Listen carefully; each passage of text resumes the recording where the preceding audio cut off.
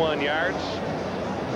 3 of 6, so he's hitting on 50%, but he had Stiegel wide open last play. Well, see, I don't know how you can throw a football, but I think, you could have managed to get that one in there. Not taking away from your skills, but Kahari Jones had all day and threw a strike to Stiegel, who was wide open. Good for a 39-yard gain, and that sets Winnipeg up inside the Argonaut 50. This is Corey Philpott, and he'll have a couple. I got 2 yards for Philpott. Tingle was there. Poor Dave Mudge has got great position on Tingle. They got a draw play, and Philpott knows that he misreads this. Mudge has got great inside-out position right here. Stiegel does a good job of going around the big tree and then diving in there at Corey's knees. But I tell you, that's tough for a big offensive lineman like Mudge to handle somebody like Stiegel, and then I think you got a handle on him, and New gets away from him. 2nd and 8. Was the target, couldn't bring it in with one hand as Jones was forced to fire just a little bit before he wanted to and put it too low for Bill Stiegel.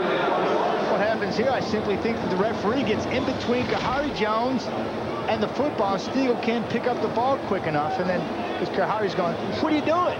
What happened? And Stiegel's going, I don't know what you're talking about. I couldn't see the ball. You're good eye there because the official was I've been back in that situation a few times before, yeah. Westwood from 53, his longest this season from 54, and he's a little short this time. Daryl Mitchell out to the 10-yard line on the missed field goal by Troy Westwood. Nobody's going to be playing any flicks titled the Argo Special Teams Project. After struggling for most of the season, Urban Bowman has really turned that unit around. There were the 2 touchdowns in the second half last week against Edmonton, and this week they just picked up Brendan Ian-Badeo off the Bombers practice roster. He's already made his presence felt tonight.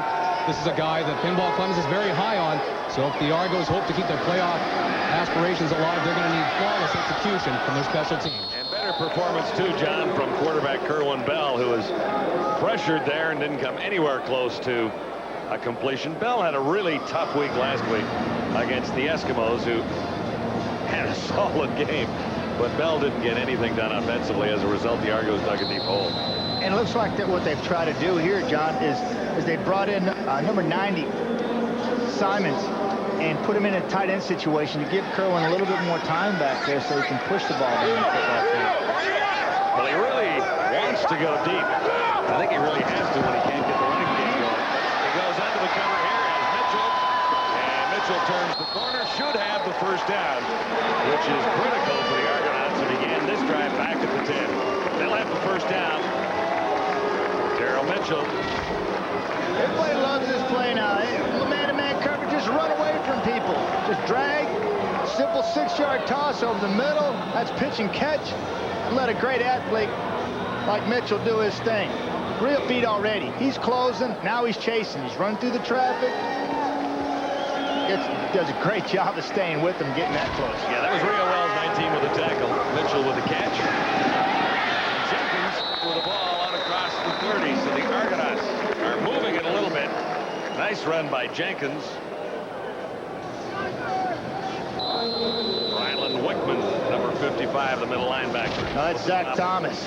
Yeah. Zach Thomas, middle linebacker for the Miami Dolphins. This kid really reminds me a lot of him. He's got a nose for the football. 4th leading tackler in the CFL this year. Really making his presence known for this Winnipeg team. Yeah, not bad for a rookie. The leading tackler is from Saskatchewan. He is a rookie as well, George White. That's how far they have to go for the first down.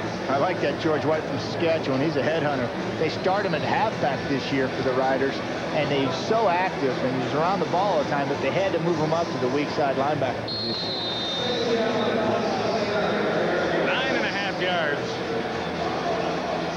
for Michael Jenkins, playing his 14th game tonight. Tyrone Brown flanks to the near side. Tony Burke on 2nd and a half a yard. That's the bull in the China shop right there, as my cohort in crime, Chris Schultz, like to say, China bull, China bull. This is like a man playing amongst boys when he gets the football. in open field. He's not looking to make any moves. He's going to bury his head and shoulders and run you right over and deliver a lick, and that's what we saw there. First only needed a bit, but he got 9. So the Argonauts are out at the 40. Kerwin Bell in trouble. Intercepted. What a great catch for the interception. Bell should have eaten that one. Lamar McGriggs got 2 hands on that, and it just stuck to his gloves. Oh, that is just getting horizontal, giving up the body. They talk about this man's practice and his work ethic during practice. He goes 100 miles an hour. He fills those holes. Pays off for him there. There's no way would he have gotten to that if he had been half-stepping. Yeah, this was underthrown. Look at that break. Oh, and the extension. There was heat on Bell. He had to underthrow it. Oh, can't do that back up.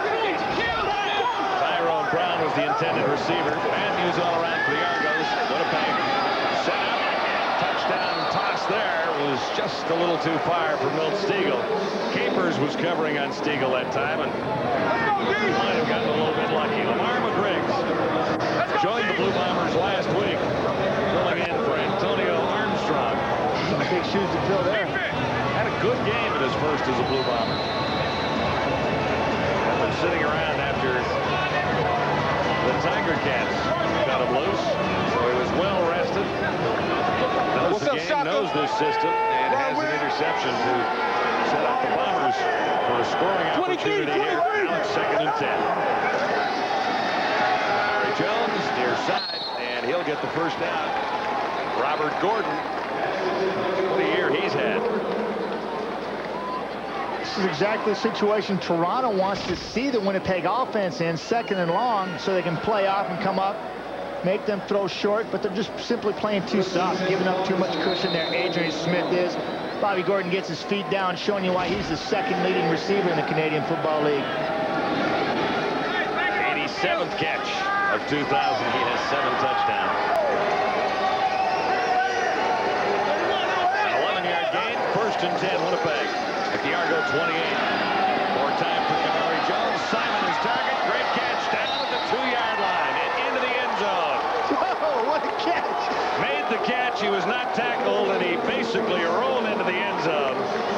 I didn't think he had a prayer for that one, Welty, and then he spins around and does an acrobatic catch, and they got the dance going again here this week.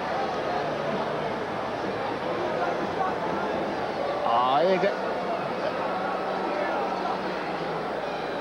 This looked like it was well underthrown, but somehow Simon adjusts to the ball.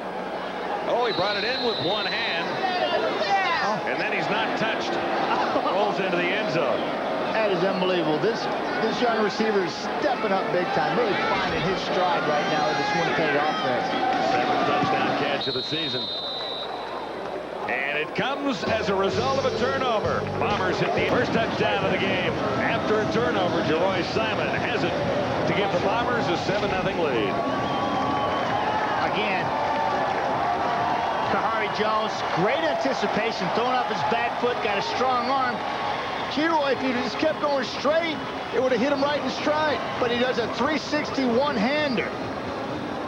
Had to make it difficult. Look at that. Airborne, almost as vertical as McGriggs was on the, or horizontal as McGriggs was on the interception. But that is beautiful. And then we go to the dance here. I think this is a copycat from what we saw last week in Winnipeg. Yeah, they're out of step a little bit there. They'll have to work on that. Well, you know, that catch there, Matthew, not unlike one that Tony Champion made for the Hamilton Tiger Cats in that same end zone. 89 Green Cup. That kind of acrobatics.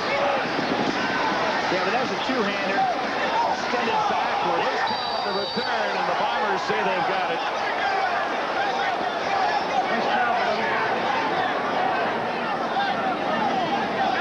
Then we'll wait and see. The ball squirted loose. A short kick. It's a big old huddle down there. And right at the Blue Bomber bench. So the Bombers will have the advantage of a vote is taken right down there. We'll have the advantage of the Jumbotron. poor officials don't. Did you see it? No, I didn't see it. Okay, let's take another look. It's going to be going the way of the Argonauts here after Toronto gives up the touchdown. Short kick. Ian Badejo picks it up. Europe rips it free, but it's off an Argonaut going out of bounds. Hawking couldn't That's a great get to the ball. It was the perfect call in spite of the confusion down there. I don't know how they do that on the spot like that and being so consistent. Shotgun. Here's Michael Jenkins. And he was hammered after a gain of a couple by Alfred Payton. My friend Swack making sure he wasn't going any further. But you got to wrap this kid up because he will make you miss, and he will give you second and third effort and go to the whistle. But Swack had nothing doing there. Wrapped him up. Picture-perfect tackle for all the youngsters out there. Taking them to the turf. Already this key sequence for the Argonauts. We're down 7-0. 2:33 to go in the opening quarter. This is 2nd and 8. And Bell fired it high. Mitchell was the intended receiver. Darrell's simply no impediment whatsoever up into the secondary, and Kerwin just missed him. He overfired. Kerwin needs he needs to settle down, get his feet. He threw a questionable ball for the interception. McGriggs made a great play on, and there he didn't set his feet. Not throwing the ball with confidence right now. And when that happens, you're not sure what you're seeing as a quarterback. You're throwing very tentatively. He is tentative at this point. Oh, Prefontaine doesn't get much on this. It's low, and no return at all possible for Albert Johnson III. The virtual first down line is brought to you by Molson Canadian. I am Canadian.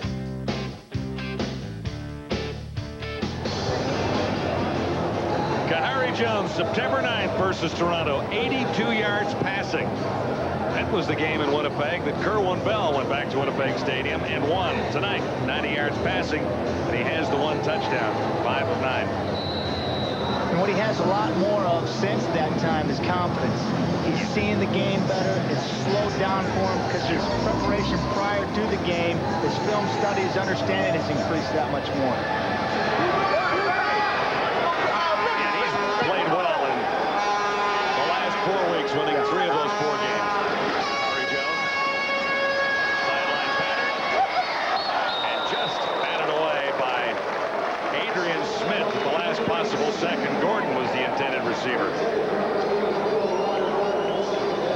And here's the name of our feature attraction tonight. We call it Lethal Weapon 4. I'd pay good money to see this, Wells. Robert Gordon is number 2 in receiving in all of the CFL. Milt Stiegel is right behind and not that far. DeRoy Simon has 7 touchdowns, including one tonight. Albert Johnson III is quicker than the wind. A career year for this guy, Robert Gordon. Couldn't have happened to a nicer guy, too. 4 receivers to the far side on 2nd and 10. He winds up and delivers. Stiegel made the catch and got away from one Argonaut. That's Byron Capers, who's had a little bit of tough luck tonight, or at least he's been victimized a couple of times for 21 yards that time. Well, it's simple. A simple adjustment. He's given Stiegel way too much room off the ball. He's not impeding his progress up into the secondary. And when Milt makes his break, he's already got the first down. All he's got to do is catch it, make a move. He's got plenty of time to do that, and he makes 2 other people miss and puts the ball up another 15 yards. That's too easy. He's got to tighten that gap, close down, and have some confidence that he can stay with Stiegel out of his break. Martavius Houston had to back from his linebacker spot to make the tackle. Huge game. And another one here for Corey Philpott. Now, the Bomber running game, Matthew, has really taken shape in the last 3 or 4 games, hasn't it? Over the last 5 games since Corey Philpott's been in the game, he's been averaging around 88 yards a game, John, and this really helped this offense come together. It's coming right up the middle. El-Onibi moves inside. Sawatsky goes out to the other side, and they simply let the nose guard stunt right out of Tyrone Rogers' big hole. What that is great game preparation. They anticipated getting that stunt, and they got it. That was a huge hole. And this play is whistled down.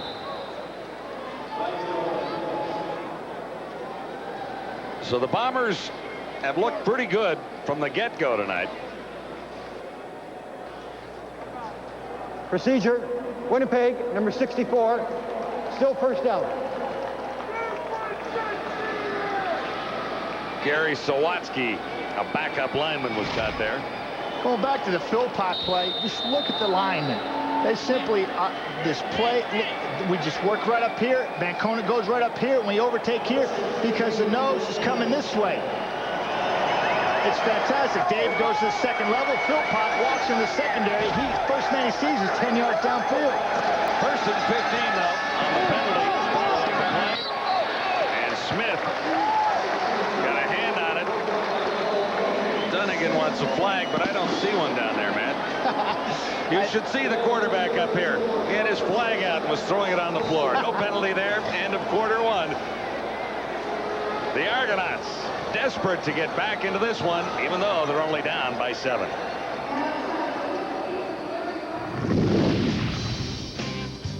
Adidas Friday Night Football on TSN at the quarter. So after that delay at the beginning, they did find those orange pylons that marked the end zone, but it didn't do any help for the Argos because they didn't come close to getting there, except right at the beginning. And, you know, if the Bombers do go on to win this game, we may well look back and choose our TSN turning point as something that happened right in the first 1 or 2 minutes. And you know what? It came in 2 phases. Number 1 was the interception, and number 2 was the fumble on the goal line. When you have turnovers, what you have to do is get points off them. It's fine to make great plays and to intercept the ball and run down the sidelines, but you look at Byron Capers here, he has the opportunity to go all the way. And I know he's tight roping the sidelines, but if he could just have cut it back in the middle a little bit more, I think he had a seam and it would have been a touchdown. Phase number 2 is right here, and this is critical. The closer you get to the goal line, more conscious you have to be of protecting the football. I think if Toronto does not have the ability to get their offense going, I agree. It'll come back to these 2 opportunities to score points, and they got nothing out of it. It may haunt them, Eric. Yeah, I think it will haunt them, Chris. And there's no doubt that this Bomber team is tremendously improved. And I think a guy that deserves much of the credit is a guy you never might hear a lot about, and that's assistant GM Brendan Tammon. In the offseason, he played a huge role in a big trade for this club. The trade that brought them Kahari Jones, Moel Winibi, and Antonio Armstrong. And Antonio Armstrong was leading this team in tackles until last week when he broke his ankles. So what did Tammon do? He went out and signed Lamar McGriggs. Brendan Tammon, a guy you don't hear a lot about, but he's playing a big role in improving this club. Also helped build the best receiving core in the league. Perhaps Calgary and Montreal might have something to say about that. Second quarter action just ahead. Here we are at Skydome and hoping that the Argonauts can get into this game. Kerwin Bell has been cold. Kahari Jones has been rather hot. That's the story of the first quarter, isn't it? Yes, it really has. And I think Toronto's secondary is making Kahari Jones look red hot because they're giving the Winnipeg receivers way too much cushion. They got to tighten that up if, in fact, they're going to stay in this ballgame. Yeah, the one interception by Kerwin Bell cost a touchdown. Bombers went in on about 4 plays after that, and that's where it stands right now. Winnipeg on top, 7-0. And look at this. The boys were at printing class earlier today. I got something for them right there, baby. Look at that. Yeah, back at you, Chris. Anyway, you can tell Tillman's printing anywhere. To 2nd and 15 for Kahari Jones. Man open behind the cover. And he got tangled up with Capers. That was Stiegel. And it was a matter of legs getting tangled up, so there's no flag there. That's one Kahari Jones would like to have back. He's got a lot of space out there with virtually one of the most dangerous receivers in the league, Milt Stiegel, and all he's got to do is lift it to the right location. A little indecision here. I'd have a little indecision too with Calvin Tiggle breathing down my throat, but he's got all this space anywhere on the football field basically to throw the football and let Stiegel make the adjustment, but he kind of threw it over the top and made it tough on the receiver. Has been punting very well in relief of Bob Cameron, who is on the injured list. Not a bad return for Adrian Smith out to the 25 as he picked his way through after a solid Westwood punt. So it'll be 1st and 10 Argos after an 18-yard return. Lou has a special guest. I'm here with Vince Carter of the Toronto Raptors. And Vince, you have a very special connection to one of the Argos, Martavius Houston. Can you tell us a little bit about your history with him? Well, I think my junior year in high school, we played each other in the state semifinals, and he beat me. And we've just been friends ever since. And once I found out he was out here in Toronto, we've been hanging out, and I invited him to 3 or 4 games. I thought I'd come support him. Now, Vince, of course, you're no stranger to high-pressure situations. What advice would you give to the Argos in this do-or-die situation? Well, just keep your focus, stay poised, and you know, it's going to come. Always stay positive. I think don't let, you know, the tight situations rattle you, and you know, I think they'll be okay. Great, thanks a lot, Vince. We'll see you Tuesday night, Air Canada Centre on TSN, your season opener. I'll be there. Good luck. As good as they get on the basketball court, Vince Carter. And Some sound advice. yeah, I would think sound advice. Hey, how about the run by Jenkins? And he gets it again. 17 in the previous play while you were listening to Vince Carter. And another Argonaut first down here. That's what Mike Clemens was saying to us yesterday, that they really wanted to get Jenkins involved. They wanted to establish the run one way or another. And this is really the first time they've gone to him on back-to-back plays, but the net result is a couple of first downs. Just outstanding work by the offensive linemen up front doing their job. Tony Burse out there, Morgan and St. John getting it done and leading. Michael Jenkins out and around, and that certainly will take some pressure off of Kerwin Bell. Yeah, look where they are. They're out across midfield. Deepest penetration of the evening after a 13-yard gain by Jenkins there. And if it's working, why not try it again? However, the Bombers might have been expecting it, a 2-yard gain there, as Wickman was there and waiting for Michael Jenkins that time. Kerwin Bell has had a tough start in this one as far as passing the ball. This has been the best Argonaut drive thus far. Bell 2 of 6 for 18 yards. That's all he's been able to muster so far through the air, and now he's looking at 2nd and long. The entire linebacking core for the Bombers that time, Brian Clark and Wickman, and they were all waiting on that one. Said enough of this. Puts Toronto in a 2nd and long situation. Certainly a situation where the defense has the upper hand. So much so they have to call timeout to regroup. Figuring this is a critical situation, John. Point for the Argonauts. Momentum swing, possible swing here. Big play. Convert this. They can possibly put some points on the board and close the gap. Lamar McGreg's with an interception tonight to set up the first Blue Bomber touchdown. Not many receivers would have caught a ball like that. That was nice work, spectacular catch. Yeah. He broke that ball, covered some ground, and then went horizontal, gave up the body, and then did some type of funky dance afterwards, like they were dusting him off, like it's about time, old man, getting off the shelf and doing something right. Well, that was a beautiful play. Yeah, he's been resting a while, although he did play for the Bombers last week. Argos with Kerwin Bell. It'll be at 2nd and 8, and he fired that one low, but English grabbed it. Donaldson says no catch, but I do believe they ruled it a catch for Andrew English. English just wants this ball. He recognizes that it's coming his way, certainly before Donaldson does, and then he breaks on it, kind of goes up underneath the leg, and makes the catch on his knees. Yeah, and held on to it with one hand going down. They got the right call there. Big conversion by Andrew English. What they needed was 10, and that's what English delivered, so it'll be a first down for the Argos. Now at the Blue Bomber 40. You know, John, going back to that play, you know, we talk about Kerwin Bell being off just a little bit. I think that's an indication of just how off he is. That ball was thrown about 3 yards behind English. Ball needs to be out in front of him. If, in fact, it is, it's not such a difficult catch. But Andrew English steps up to the challenge and makes a tough catch.